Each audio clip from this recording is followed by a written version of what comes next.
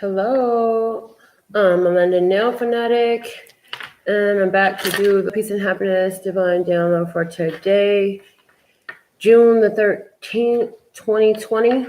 Messages are timeless, and when you find them is when you're meant to find them. In my world, everything is on purpose, nothing is on accident. So if you're on this channel, there's purpose to that. It did not come about accidentally. And if you're new to the channel, I'm so thankful and grateful to have you here. For those of you who are continuing to return, we're so thankful and grateful that you're here to be part of what we do. I have sent my personal notifications out. Some of you, if you're interested in that, you can go onto the description box below the video to learn more about that. So let's see what are the messages today. Today, first off, I'm going to be doing mini readings for you, personal mini readings, using my Hermetic Tarot deck. I have Wanda on the list first for her mini reading, and we'll take you in order of your donation. So with that being said and done, all the information you need is below the video. Let's get into this message for today. Let's just go. What is the word of clarity for love today? Thank you, thank you, thank you. What's the word of clarity for love? Hold on, there's a hair in here. Yo, okay. What is the word of clarity for love today? Let's just go. Thank you, thank you, thank you. So thankful and grateful to be here with you. Okay, this one is calling my attention. For love experience. This is that love experience. We're going to talk about more love in the love experience reading that we do today. Let's see what's the word of clarity for peace. We need to allow ourselves to experience love.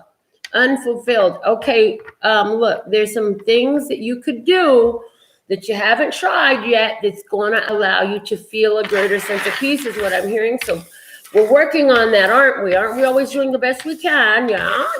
Let's see what's the word of clarity for happiness, insight, wisdom, visualizing. Okay, let's see what is at the bottom of the deck. Saying if we could follow our inner sight, we will find the happiness. The bottom of the deck is expansion. The word expansion is there. Let me put these cards together. So we have been being expanded. Our energy is expanding. Our capacity and awareness for love, peace, and happiness is expanding. As we allow ourselves to experience more love, we find more ways to fulfill ourselves in our peace, to become peaceful. We practice that more. There were unfulfilled things. We had things that we were able to do, and we have made peace with some of the things that were unfulfilled. Maybe there were some things that we had hoped would go a different way, and that went unfulfilled. Guess what? We made peace with that. That helps us. The happiness, insight, our inner sight, our inner vision, our inner wisdom is always guiding us towards our happiness, and we got to follow that if we want happiness. Okay, so let's see what the flashcard message wants to say today. Coming out of the deck, we have the 11 helms. No, these aren't helms. Portholes. Yeah, I think they're called portholes. They look like casino chips in Vegas. I'm just saying, y'all know I'm based out of Vegas, right? But 11 is a number of initiation. It's a number of journeying. It's about working with the divine. It's an awakening number, yeah? And so we have 11 written right here.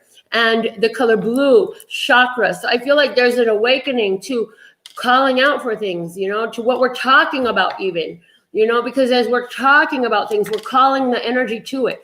We don't talk about it, that energy is not alive in our life.